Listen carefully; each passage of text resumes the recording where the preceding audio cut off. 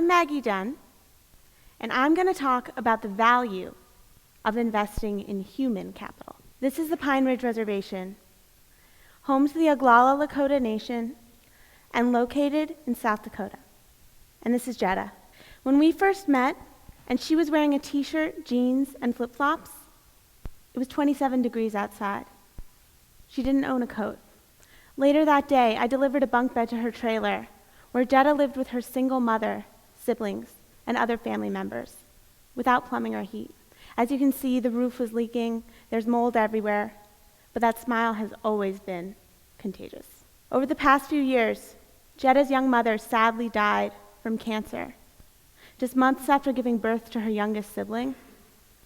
And since that time, Jetta and her younger brother Stryker and their younger siblings have been moved around from trailer to trailer, home to home.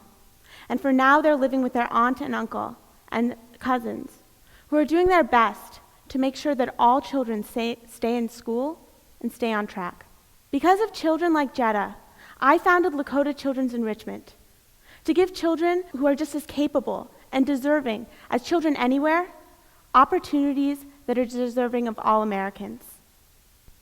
I'm often asked how I chose this cause, but the truth is, it chose me. At first, I tried to get my friends to help me, but most did not consider or did not want to consider domestic poverty a worthy cause. So, frustrated, I wrote to everyone I can think of, and I mean everyone. In fact, if you own a wealthy corporation or you're in the media or politics, I probably wrote to you more than once. And if you responded, it was always the same. Keep up the good work, kid, but we're not really focusing on rural poverty these days. So, I wrote a series of awareness articles asking for support. My local newspaper, the Scarsdale Inquirer, published them. And before I knew it, I'd found a team of committed individuals, and we've made a huge difference in the lives of children, families, and schools on the Pine Ridge Reservation. Today, Jetta's in the 4th grade, and she just tested in the top percentile of the state of South Dakota's standardized tests. She loves school, and her favorite subject is math. But over the next few years, Jetta, her siblings, and her peers will face a disproportionate risk of diabetes, suicide, and rape. 60% of them will not graduate from high school. It shouldn't be this way. Not in America. I faced a lot of obstacles as an advocate and in the NGO sector, but today I'm going to just talk about 2 of them. And the first obstacle is how little we the people know about Native Americans. So, most of us know that Native American nations have faced some types of historical injustices. This nation was colonized. But what most people don't know is that it's still going on. Did you know that as recently as the 1970s, federally funded health clinics involuntarily sterilized American Indian women and teens who sought routine medical assistance?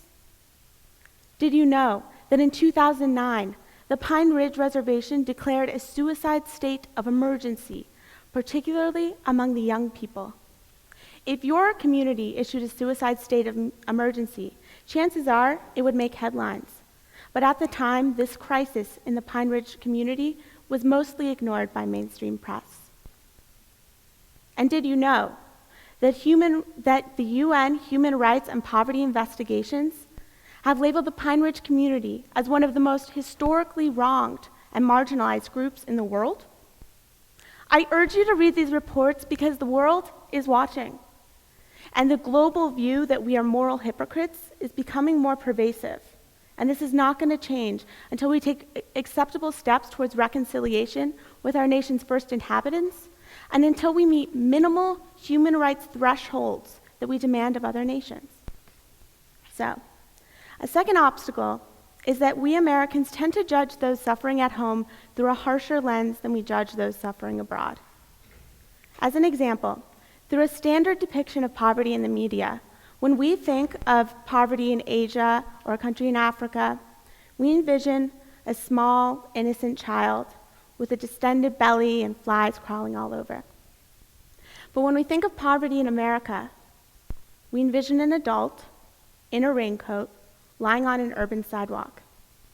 And some of us will scowl and think, bad choices, aid dependency, lack of responsibility. When I think of poverty in America, I think of Jeddah. I think we don't want to turn the lens inward. I think we don't want to admit that such extreme poverty exists right here in the center of the richest nation in the world. And I think we don't want to face the fact that we have to do more than simply text message a donation. We don't want to face injustice in our own house. It's so much less painful than to blame foreign governments for their human rights violations and their economic troubles. So what can we do? What can we do to see that Jeddah and her siblings will have the same opportunities as our children? And what can we do to see that Jeddah will graduate from high school? And what can we do to see that Jeddah will have the opportunity to attend Colgate University and to stand on this stage? I'll tell you what I've done so far. I'm graduating in a month with a degree in Native American Studies and Religion. I've used my college years to learn as much as I can about Native American communities, world conflicts, religion, peace-building efforts, and economics. I spent 3 summers in Bangladesh, working with Grameen Bank, and then as a U.S. Department of State critical language scholar. I've worked with microfinance organizations and social businesses. In Bangladesh, the for-profit sector invests in the nonprofit sector so that NGOs are able to scale and grow and approach innovative solutions and make real-time impact. And I want that to happen here. So, my little idea has become a big effort. And we've moved from just doing supply drives to partnering with schools, community organizations, and others to help the Lakota children in ways that address more than just physical needs. I've engaged my home community, Colgate community, and the global community.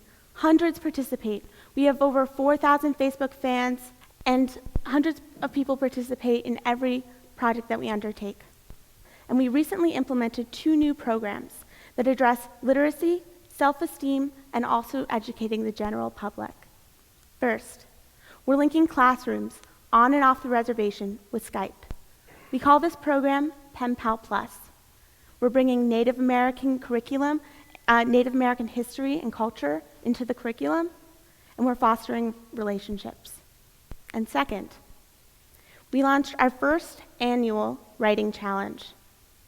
And we were able to bring our judges out to the reservation, including Colgate's own Professor Peter Balakian, Iranian-American author and journalist Suzanne Paree, and Guardian columnist Dana Lonehill to the reservation to present awards to the winners. And all of them have agreed to going back. The world and its problems can seem so overwhelming to my generation. But a future of disadvantage, inequality, it's facing Jeddah and thousands of talented children like her, it's just not okay. My big idea is to view Lakota children's enrichment as an investment in human capital, and an investment in the future of this nation that is tantamount to investing in products and innovation, because this is where the innovation comes from. Some of the best talent in this country is among us, but the doors to opportunity are closed. Please help me open those doors for Jeddah and the tens of thousands of children like her that are in her situation. And with that, I would like to leave you with the words of the very profound Dr. Seuss.